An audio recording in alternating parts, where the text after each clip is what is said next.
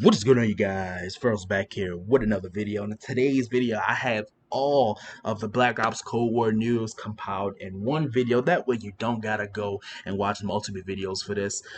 So before we start, man, make sure you guys do drop a like on this video, and also don't forget to subscribe for more Call of Duty Black Ops Cold War videos and more videos in general on my channel. So I'm gonna start with the weapons. We do have some weapons that I would like to, share with you guys, and some campaign information, and also a little bit of multiplayer information.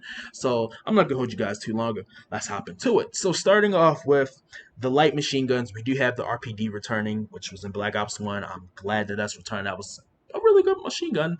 And then moving on to the submachine guns, we have the AKS-74U, which was basically the smaller submachine gun version of the AK-47. That was in Black Ops 1 as well. That was, I would say, a fan favorite in there with the submachine guns. And then we have the MP5 returning now. I don't think the Black Ops 1 had the MP5, which it really surely did now that I'm thinking about it. It did not have the MP5, so that's due and that's different. So we're going to have the MP5 back. Hopefully it's not OP and annoying like how it is in Modern Warfare. Moving on to sniper rifles, we have the M48-1. That's also been in Modern Warfare, in the remastered version of the first Modern Warfare game. That was a good sniper. I love that sniper. I never knew that it was, created back then during the Cold War, so that's pretty dope. And then we're moving on to shotguns. And by the way, these are all confirmed. Should I say, not necessarily confirmed by Church, but confirmed by multiple YouTubers and stuff. That these weapons will be in the game. So because they got to go behind closed doors and stuff and see the game for themselves, and they jotted down a lot of notes. And yes, I did go through a lot of videos to, compact this and just give you the meaty type of news that you guys want to know. So continue on with the shotguns. We have the Howard 77, which is not the real name of the shotgun. This is the in-game name. And then we have the good old Spaz 12. Who doesn't know about that Spaz 12 back in Black Ops 1? That thing was it was good. It was good. Or for at least me, it was really good. Moving on to I can't even talk. Moving on to the assault rifles. You guys are going to be pretty excited about these. So we have the AK-47 returning, which was a staple in the Cold War. Also the M16, another staple in the Cold War era. And we have the good old Commando coming back. The Commando is back, guys. Everybody loves the Commando. That was probably the best assault rifle in Black Ops 1. It was just out of this world good. And hopefully it's the same way in Black Ops Cold War. And then we have the AK-5C with the in-name game being called the Krig, which I think is a pretty good name for it. That is the gun. If you guys do remember that leaked gameplay that came out like a while back, that was like the first gameplay that everybody's seen. It was really blocky. That was the weapon that was in there. And then we have a marksman rifle. Now, I don't know if this will be a marksman rifle or a sniper rifle, but it's pretty similar to the SKS, and it's called the Type 63. Like I said, I don't know how it's going to work in the game, if it's just going to be, single fire, or it's going to be semi, but I just place it as a marksman rifle in this category. So the Type 63. And then we have, moving on to our pistols, we have the 1911. That is another staple pistol that the military, the United States Army, used back then during that time. And then we have our melee weapons, of course. So you have the recurved bow. Now, this may not be a melee weapon. I just don't know what category to put it under. But we have the recurved bow. We have the fist returning. And we also have the combat knife returning. And then I've also compiled, obviously, a weapons list that are likely returned, because this is a direct sequel to Black Ops 1, so I'm pretty sure a lot of those guns are going to carry over to this game as well. So obviously the Glil is going to be returning, the FAMAS, the AUG, the FAL, the Uzi, the M60, the L96 sniper rifle, which, oh my god, I cannot wait to use that thing. And then the Dragunov sniper rifle. There's a lot of more guns that was in Black Ops 1, but I'm pretty sure these are like the main guns that are most likely going to return. And now moving on to the campaign news. So I have the news kind of, hopefully just not everywhere for you guys, So we're going to go on with the campaign news, and then we're going to have talk about streaks. So score streaks will be returning, and then, release date and open beta information. So let's move on to it. So starting off, like I said, this is a direct sequel to Black Ops 1. So we are continuing the story of Black Ops 1. whoever would have thought this would have happened? You know, I really believe everybody thought this was going to be a reboot, sort of similar to how Modern Warfare was. You know, just a new, new story, same characters, different actors and stuff like that. But this is a direct sequel to Black Ops One. Another mechanic that will be returning is the slide mechanic. That's been in every Call of Duty since Call of Duty Ghosts introduced it, I believe. Yeah, since Call of Duty Ghosts introduced it, I believe that's every game had sliding, which is pretty dope. And we also have a new mechanic that is returning, or no, the new mechanic that will be the taking the enemy as a body shield. Now that is different. That's something we've never seen in a Call of Duty before. You can literally take an enemy and use him as a body shield. And I'm pretty sure you're going to be able to like shoot that gun with one hand and stuff like that. Like that's something that you see in movies. That you see in a lot of movies. So that's pretty dope. Executions will be returning, which is pretty dope.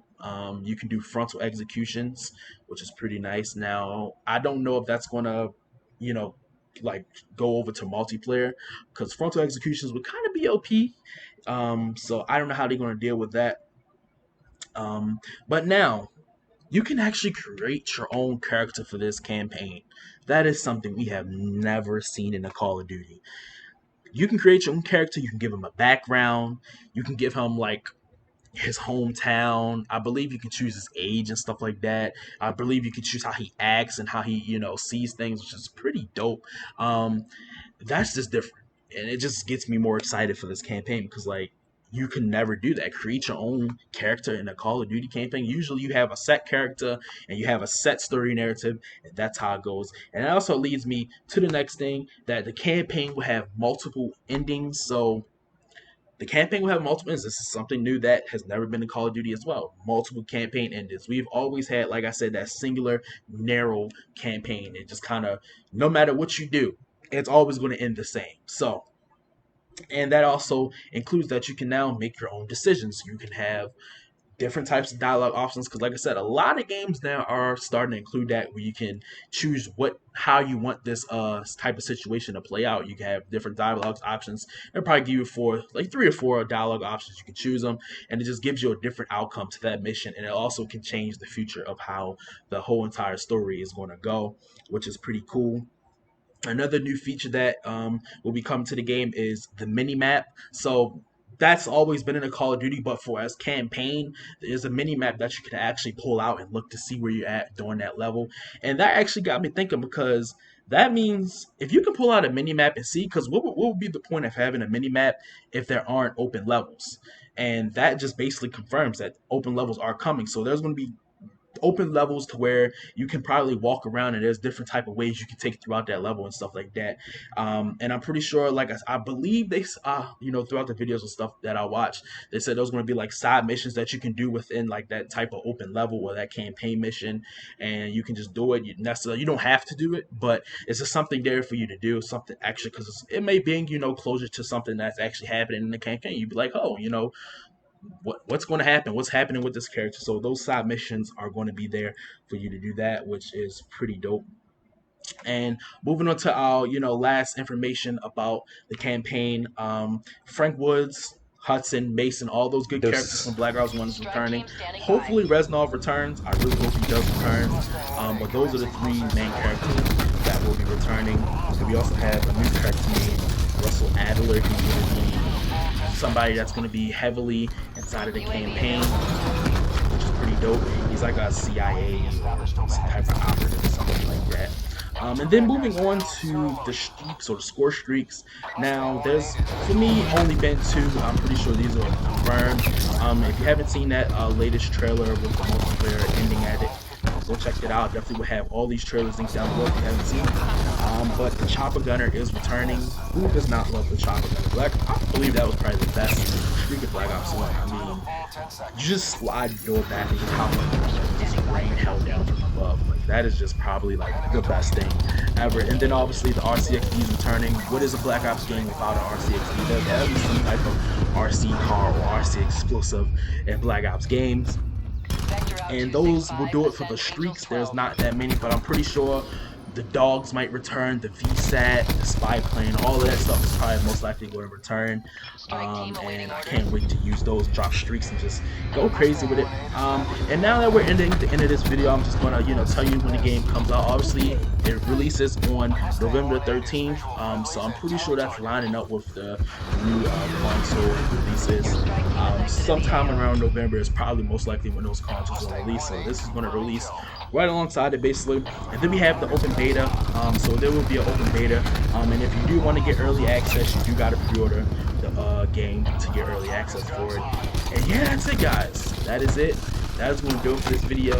Once again, if you guys did enjoy it, make sure you drop a like on it. And also don't forget to subscribe for more Call of Duty Black Ops Cold War news. And I'll see you guys in the next video. Deuces.